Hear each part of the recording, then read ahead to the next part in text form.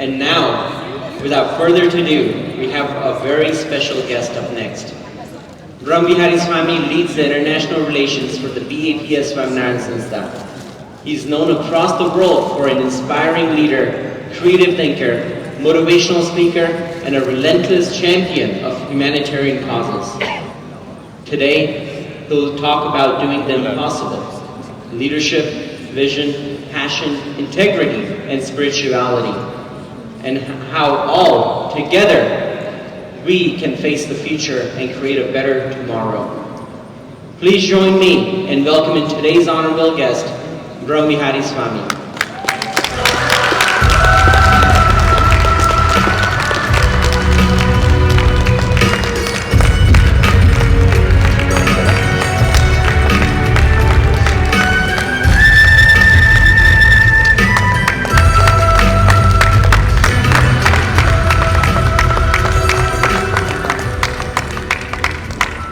So, yesterday Jeff told me that I should not go off of scripts.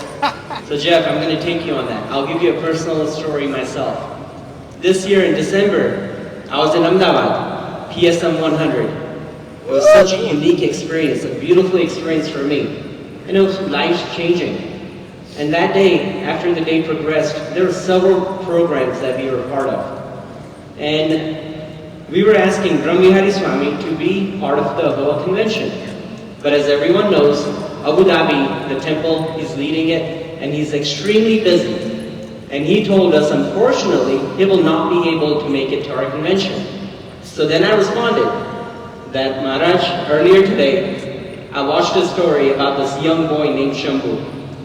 He was 7 years old, and he invited Papa to come visit his gam, which was several hundred miles away, to visit him. And Baba, guess what? He went middle of the night to visit the young boy. So I said, I will be your Shambhu. You please come to my home in Los Angeles at the Ho'opan convention. And please speak to our members, the hoteliers, and our goal is simple, the same as yours. Create a better future for the next generation. So Brahmaviharidas Swami, thank you so much for being here. And with your blessings, we'll continue moving the association forward. Thank you so much.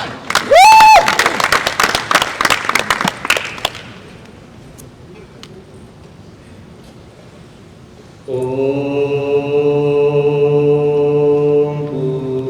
Purnamada Purnamidam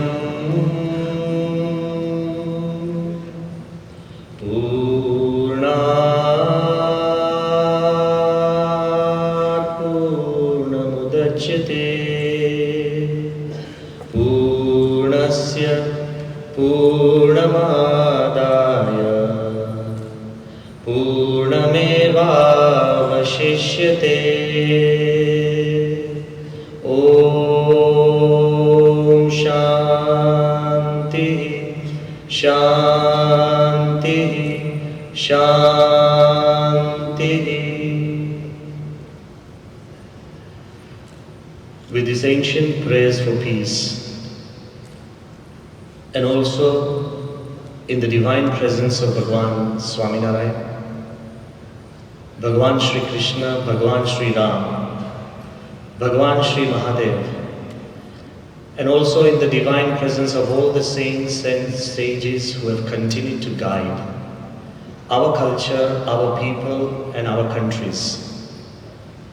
And also in the most esteemed presence of the leaders, organizers, members, and thousands of well-wishers who probably tuned in this morning.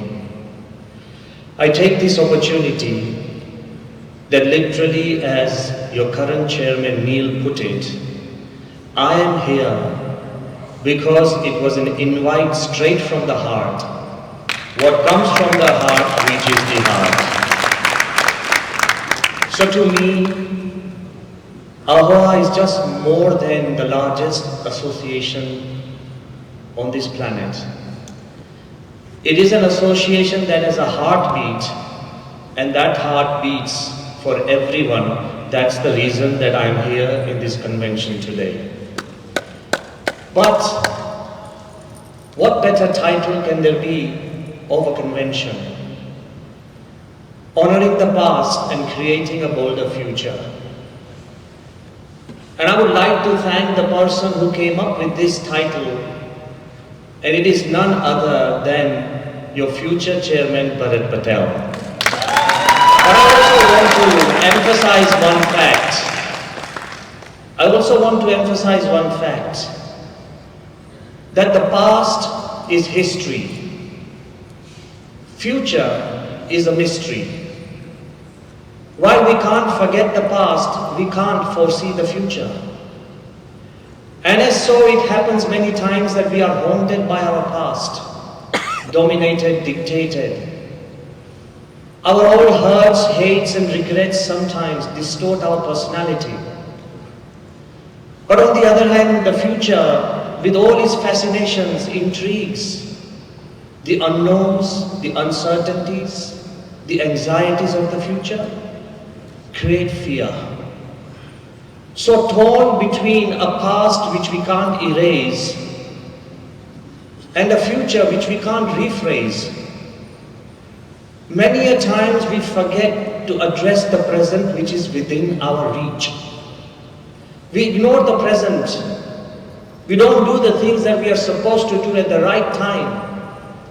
His Holiness Pramukh Swami Maharaj often said that if you take care of today, tomorrow will take care of itself. When you are so focused on tomorrow and when you can't get rid of the past, we forget to focus on today. And I wanted to tell you honestly, in the title, Honoring the Past, look, you, me, everybody in this hall and everybody that you meet on this earth, we are the products of our past. Whether glorious, whether inglorious, whether it was hard or whether it was easy, whether it was successful, whether we had failures, whatever has happened to you in the past had made you. To make myself more understandable, let me tell you that if just now with a magic wand, I erase all your memories, memories are the past. If I erase all the memories of all the members present here today, without our memories, we won't know who we are, why we are here, what we have to do, where we are going. We would not have an identity. So you have to honor the past. It's not just your individual past, but the past of Ahoa. Honor the founders. The past of Indian culture. Honor our heritage. The past of everything good that has happened to you, me and our country and our heritage. If you honor the past, you will be able to fly in the future. Without a past, a nation or a person does not have a future. A beautiful example Dr. APJ Abdul Kalam often spoke about, and personally he told me, it is an example that shows us how to transcend the past, take it as a launching pad, and fly into the future. It also talks about how to be committed to the present. It's an imaginary story, but the message is real, very real. It's the story of a motel and a mouse. How befitting when you are surrounded by hoteliers and moteliers. A story of a motel and a mouse. Once there was a colony of mice. We all know where mice live. They live on the ground or underground. One great hotelier, he bought that land, he dug it up. The poor mice were homeless. As they gathered around that piece of land, they wondered what was happening to their home. The hotelier started constructing the building, 1 floor, 2nd floor, 3rd floor, 4th floor, 10th floor, 15th floor, 20th floor, 25th floor. It just went up, up, up, up. All the mice, they started looking and wondering, okay, what is up there? But then again, the elderly mice who were focused on the past, the elderly mice, they said, well, there is nothing up there. All our lives we've lived on the ground and underground. But then again, you have the youngsters whose blood is boiling. the brave hearts. 15, 20 young mice got together and they said, we must explore what's up there. There's always this portion of advice, the elderly. They said, look, for generations we've lived on the ground, underground, there is nothing up there, and there is nothing up there for us. And yet again, the 20 youngsters, they decided to walk up into the building. As they were about to go, as you would do with your children, they all gathered, the elderly, and they said, hey, but make sure the moment you feel uneasy, come back, we're always here. Actually, there is nothing up there, it's just floor after floor. And be wise, don't risk too much, don't go too far. And then when the youngsters started going up, the shouts became louder and louder. Okay, this is enough, no farther, it's enough, you've seen it, it's the same, up and up. No longer, come back, come back. Listening to those noises, around 50% of the young mice returned back to the hugs and cheers of their family members. But 10 were still going up and up. After the 20th floor, some of the top mice who were looking down felt dizzy, they dropped to their death. There was chaos, cries, disaster down on the ground. The shouts became louder, come back, don't go further, it's enough. And to everybody's surprise, there was just one mouse that went up, up. The noises got louder and louder, but the mouse went up, right to the top. After reaching the top, when he returned back, he came to a hero's welcome, the pioneer, the amazing man, amazing mouse who made a difference. And that's when, to all the people's surprise, they found out that this mouse was deaf. Because he could not hear the sounds and the noise of the world, he could make it right to the top. To all of Ahoa, focus on your inner calling and stop worrying about the sounds of the negative world. When you focus on positivity, I'm not here to tell you the world is bad, no, but shut out the negativity. You have the power, you have the way. And our forefathers have taught us. If people tell you that the world is tough, you should tell yourself that you are tougher. If people tell you that the world is getting dark, you need to be able to convince yourself that you are going to burn brighter. And I've seen that. Perhaps no industry has been hit harder than your industry during COVID times. And yet when I see you smile, I know you have fared through and times have changed. To keep up the positivity. I know we have that strength. But I also want to emphasize one fact that's very important. That you have that strength. But to be positive for one event, one time, one day is easy.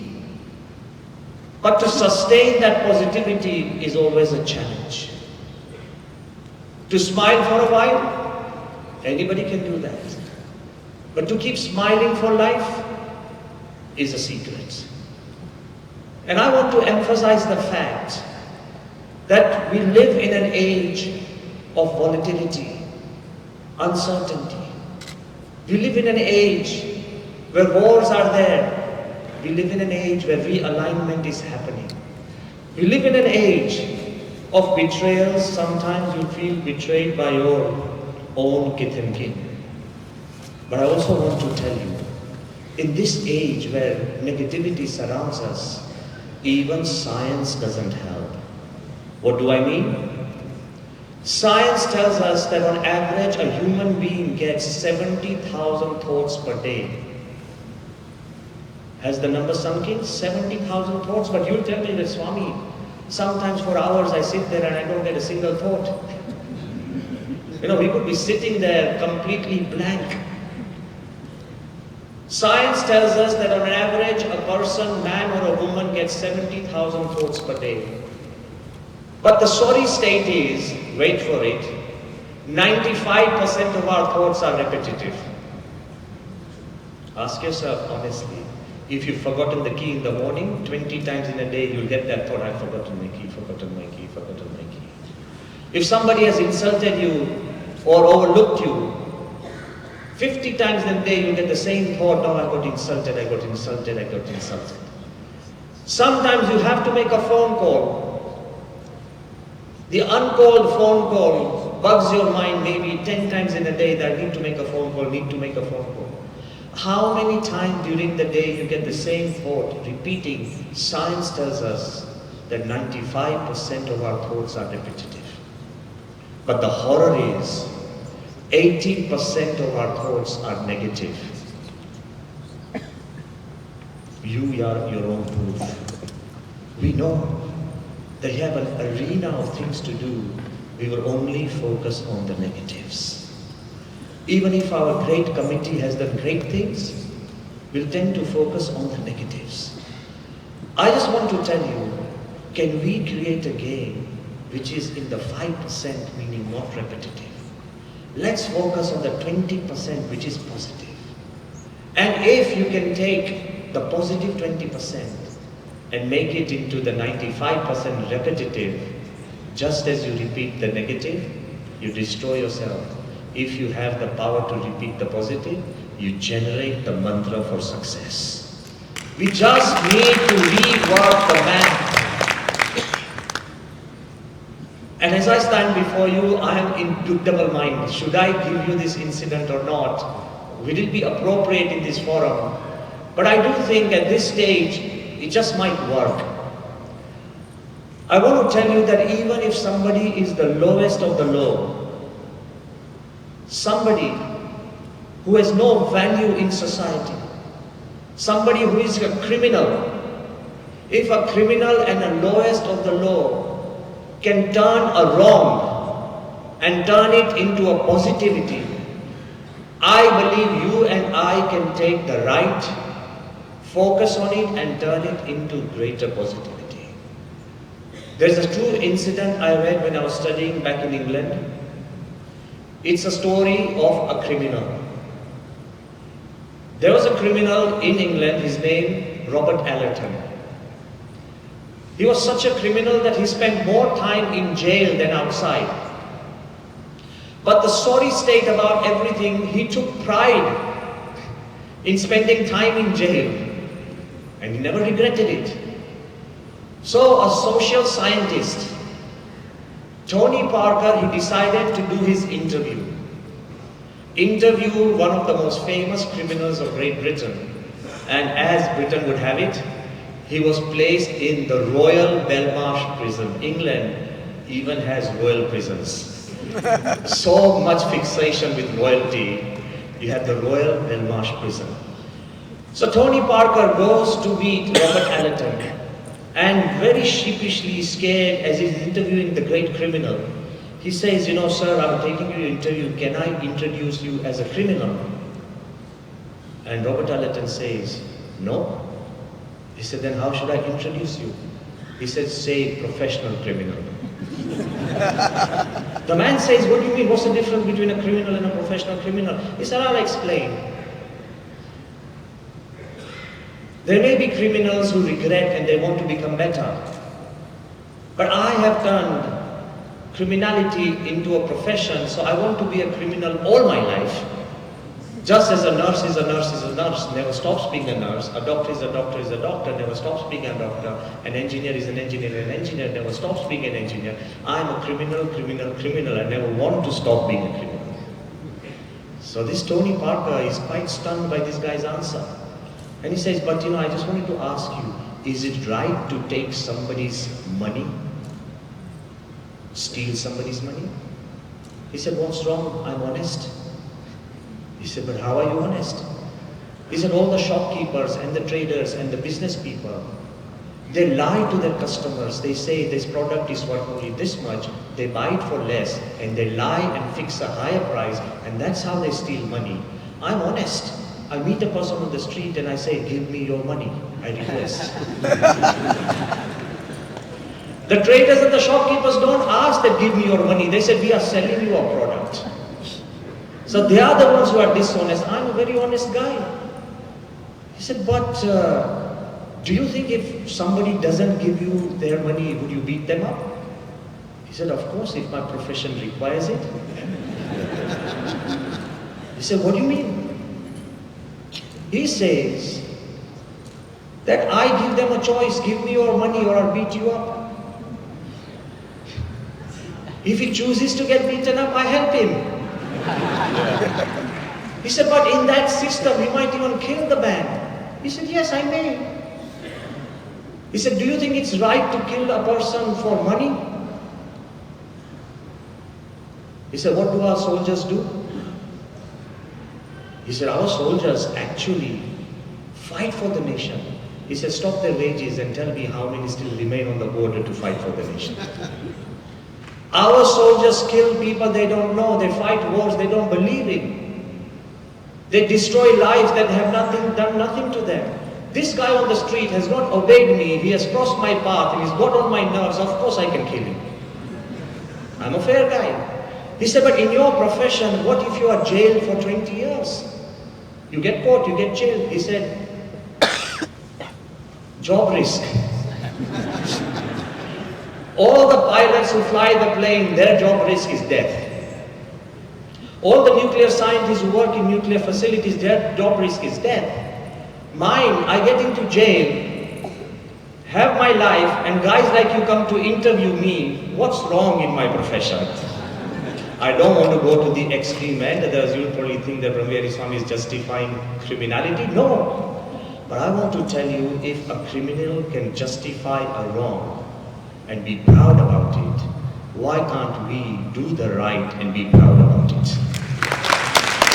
Be proud about what you do. And when you are proud about what you do, when you ask the right questions, you will find the right answers. To master the moment, to pick up the present, and to bring a change, you need to ask the right questions.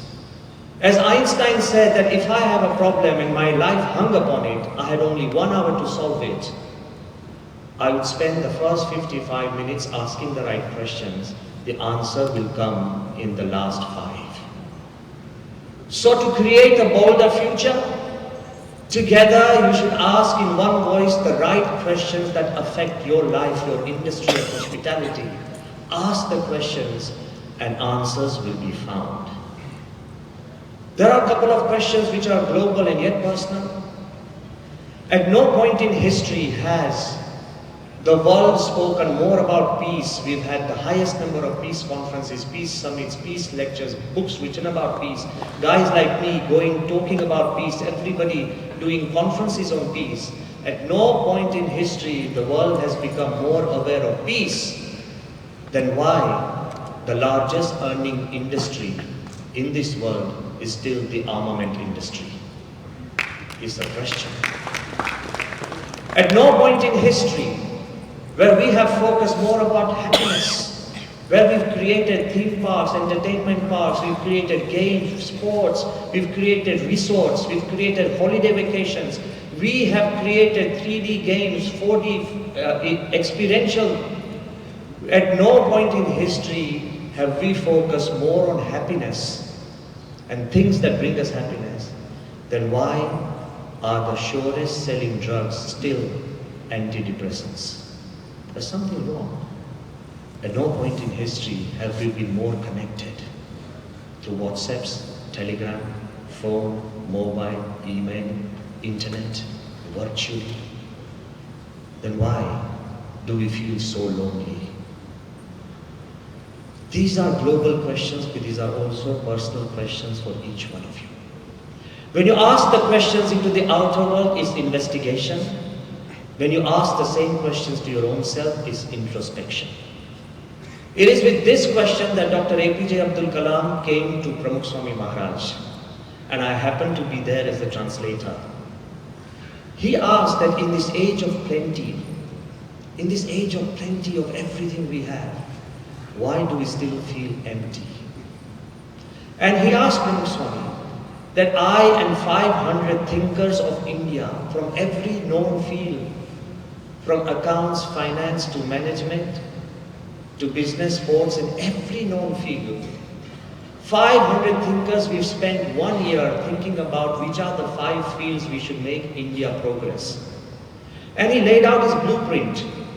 And then he explained that one area where India should progress in should be health, second, agriculture, third, information technology and communication, fourth, infrastructure, energy, roads, buildings, and fifth, critical technology, which is nanotechnology, genetic technology, and also vaccine technology.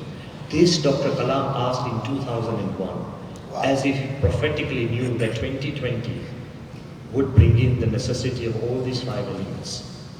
When he laid out his plan, I was the one who was translating to Pramukh Swami. For your information, Pramukh Swami did not know a word of English. Kalam did not know a word of Gujarati.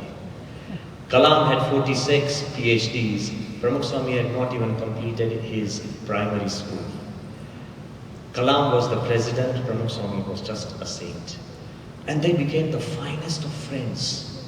So when Kalam opened up this entire discussion, if somebody tells you that 500 thinkers have thought about it, you and me would not even venture to say anything. The Pramukh Swami started mumbling something. Swami started telling me, Sahib, muko kain phute hai. And I was so embarrassed. How can I tell Kalam that something is missing? Pramukh Swami insisted again, Sahib, muko kain phute hai, something is missing. Kalam asked me, what is he saying? I said, Pramukh Swami is saying that something is missing. Kalam looked up and said, that what is missing in this entire plan? Swami said, add a 6th dimension, faith in God. Without faith in God, no nation, no progress can be stable. Kalam was a scientist, he did not accept it straightway, face value. He showed a little suspicious. But Pramukh Swami explained in the later dialogue, he said, now mark this. He said that a country cannot be evaluated by the roads and buildings and schools and hospitals. A country has to be evaluated by the caliber and character of the people. You may have the first-rate country, but if you have third-rate people, the country is still not hospitable. You may build the best hotels, but if your staff is underrated, you will never create hospitality. People matter most. And that's the thing that Dr. Kalam accepted. Wherever he went from that day onwards, after he became the president, he kept mentioning the 6th idea. And in his last book, Transcendence, he writes that Pramukh Swami Maharaj taught me the value of faith in God, which changed the way I thought. I want to ask you that do we want just the cosmetic development of a country, or do we want intrinsic development of a country? For that, you need to focus on the people. Are we here for just a cosmetic development of Ahoa? Of course it's the largest. Of course it's the most powerful. Of course your membership is the largest and the biggest. But that is cosmetic. There is this idea of wealth creation, but more important than wealth creation is well-being creation. Can Ahoa focus on well-being creation of the members and of the clients that come in and of the customers that stay in your hotel? If you focus on the well-being creation, you will bring a change. What do I mean by that? Well, let this association be more than just an association of members. Can it become an association of great friends? But can it become even friendlier than friends? Change the way people are. Focus on the people, focus on the members. And what do I mean? His Holiness Yogiji Maharaj and Pramukh Swami Maharaj often quoted 3 quick incidents which I would like to relate to you. What do I mean? Can Ahoa become friendlier than friends? The members, can you become friendlier than friends? Can you trust each other with your life? And you're probably thinking, what do you mean, Swami? They gave an example that once there were 2 friends. They were walking through the jungle. Both of them decided to look after and protect each other. Close friends. When one slept, the other kept guard. When the other slept, the one who slept kept guard. While one of the friends was sleeping, a cobra comes in. And the cobra is just about to bite that friend. The friend stops the cobra and says, "Hey, if you bite him, my friend would die." The cobra suddenly speaks as it is in legends, that I have an enmity with your friend for the last 10 years, 10 births. Until I drink his blood, I won't be satisfied. He said, all you want is his blood. So if I give you his blood in a cup, you don't bite him, so he will live and you can have his blood. While the friend is asleep, the friend gets on the friend's chest, takes out a knife, puts a cut on the throat, takes a cup of blood and gives it to the cobra. In the middle of this activity, the friend who is sleeping suddenly wakes up, closes his eyes, goes back to sleep. Next day, as both friends are walking, one guy has a bandage around his neck, but he doesn't ask the other friend what happened. So the friend who had actually tied the bandage, he becomes frustrated and he says, "Hey man, I know you opened your eyes. I know you saw me on your chest. I know you saw me with a knife, and I know that you have a bandage around your neck. Why haven't you asked?" He said, "Because I believe you to be my friend. Whatever you did must have been for my good. I trust my life to you." Can you become friendlier than friends? Trust each other with your life and see the power of how it will grow. Can you celebrate each other's success? Another incident that Pramukh Swami Yogiji Maharaj often gave, and that incident was, once there was a prince and his attendant. They go into the forest for 3 days, they get lost, the prince is hungry, he tells his attendant, "Go and find and fetch some food." The poor attendant, he goes to a nearby village early morning. What happens in that village, that the king of that village had died last night. He had left a will that after me, the first person who enters the village should be made king. So out and about, when this attendant enters that village, everybody carries him and they take him for the coronation. In this great celebration, he forgets his prince. The prince starts looking for his attendant, thinking that where the hell is he? He comes into this village. There in the bazaar, he sees wisdom for sale. Buddhi vechati made chhe. And he starts seeing that you can have wisdom for 5 rupees, 20 rupees, 100 rupees, 100,000 rupees. Whatever you pay, you get that brain, wisdom. Of course, because he's a prince, he gives his diamond-studded ring, takes the wisdom of 100,000 rupees. There's a simple note that he gets, and in that the note reads, "Even if somebody is lesser than you, the moment he becomes bigger than you, bow down with respect and humility."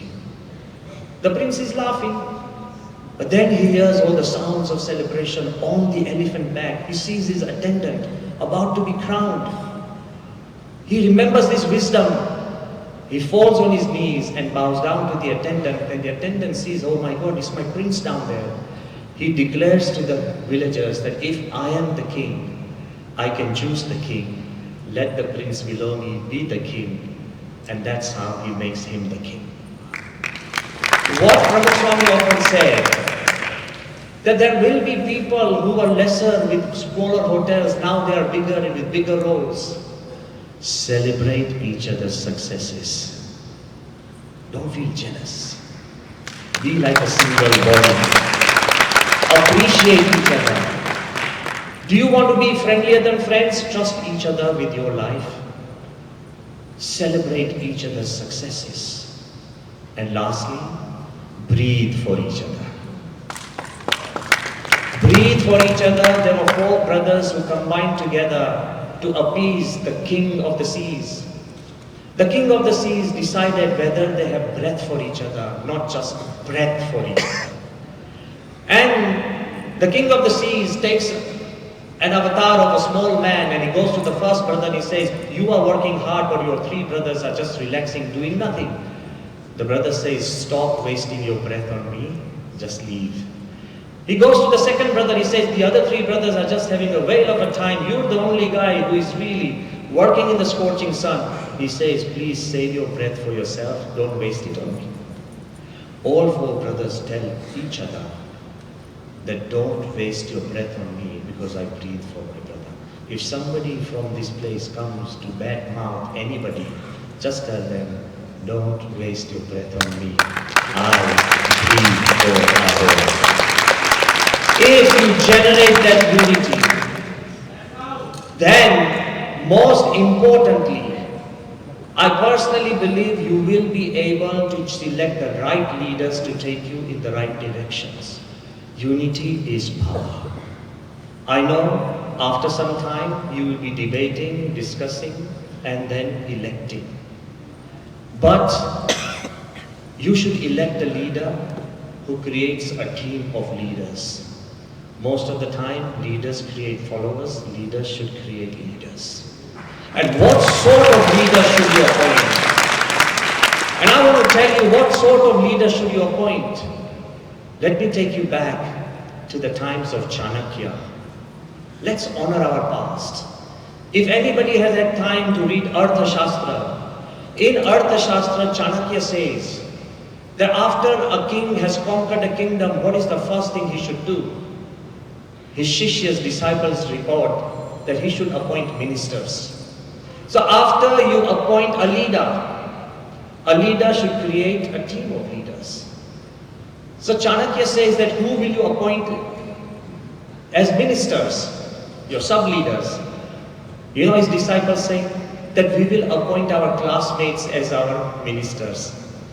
Chanakya says because they are your classmates, they will demand equality, they will not respect you or listen to you. He said, okay, then we will appoint our friends into ministers.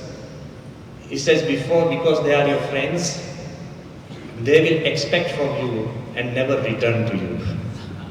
He said, okay, then we'll appoint our relatives into ministers.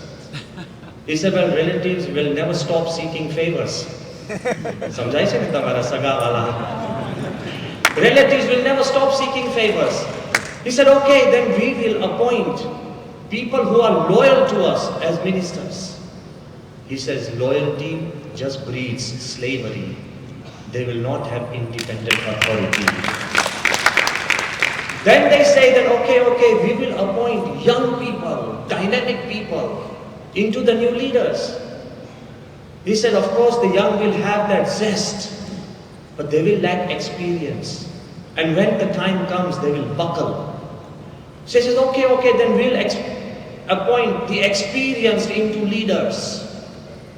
He said, when some people are too experienced, they become too cautious and they lack courage. So then the disciples say that who do we appoint leaders into? Chanakya says, appoint all of them, but listen to none of them. Appoint all of them, but listen to none of them. Listen to those who are desireless, selfless, and fearless.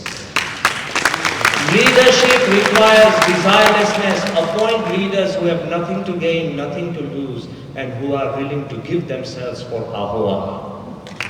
You need to appoint such leaders. And when you appoint such leaders, then you have to back them up. I believe one quality of leadership is courage. I've always wondered when I used to be in school, how come bullies who don't do anything in class, how they become leaders of a group? Do you know why? They may be useless, but they will defend their people to the last breath. In a factory, everybody's eating the same meal, but one guy who says, no, I've had enough. We must stand up to the bigwigs.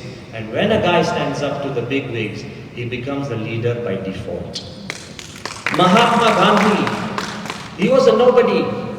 But when he defied the South African apartheid movement, he became naturally a leader because he had courage. I ask the leaders of Ahoa to have courage. Ships are always safe in the harbor, but that is not what the ships are made for. They are made for the seas. You will need to venture out, to have courage and to go beyond. And I believe that if you have that courage to do something different, then honor the past. Preserve the past as it is. If I give you seeds, each one of you, there's three things you can do. You can preserve the seeds as they are. Seeds are seeds. You can transform the seeds into newer seeds every year so they can be plantable. Transformation. One is preservation. But then you can plant the seeds and grow trees which will produce more seeds. That's regeneration. I want the leaders of Avoha to preserve the culture and the values that we have as made us. To transform the ways of hospitality, get into the future, make it more applicable, make it customized. Even a customer, when he goes back from your hotel, if he receives a card, thank you for being with us, he will always keep coming back to you again and again and again. I want you to transform the industry, or more importantly, to regenerate. You are different, not just because you are the biggest, the largest, the wealthiest. You are different because you are the most united. You should become a single body. What do I mean by a single body? In a body, every organ has a different role to play. The job of the eyes is what? To see. The job of the ear is what? To Listen. What is the job of the ear? Listen. To hear. The job of the hand is to hold. The job of the feet is what? To walk. જો તમે આંખની અંદર શિખરનું ટીપું મૂકો તો સ્વાદ આવે? ના આવે. The job of the eye is to see. Every organ in a body has a separate job carved out. Suppose you are walking on the road. It is the job of the eye to see the stone or the boulder. If the eyes are distracted and not doing their job, what hits the stone? Your feet. What breaks? Your nail. And if you fall on the ground, suti chai, mathu. You fall on the ground and you hit the head. But you still get up and say what? Hash aankh bachi gayi. Thank God my eye is saved. It was the fault of the eye and you still protect the eye. Protect your people now, forever and evermore. When you guard and give them protection, you will create a different Avoha. So I want to tell you, this is not just a story of celebrating the past or creating the future. It is also of recalibrating the present. It is not a story of a motel and a mouse. This is a story of an empire of hospitality and a pride of lions. Roar in the right direction, for the right reason, in the right way, and the world will listen. Thank you very much.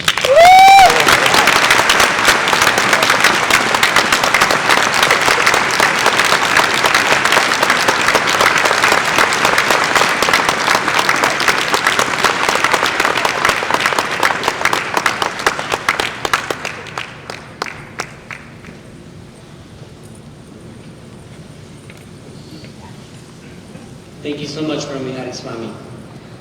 And the message resonates with each and every one of us. Having the courage, doing the right thing. Because remember, it's not about us. What we're doing today, it's not going to impact us or the past leaders. It's going to impact the future generation. And we have to make sure that we protect our industry together for the future, so we can sustain an industry that we have relied upon for so many years, and will continue to do so. So thank you once again, Brahmaviharidas Swami, for a great message. I don't want it yet. And Swamiji will be in room 304 after general session, if anyone wants to meet him. Room 304, which is upstairs, right after general session.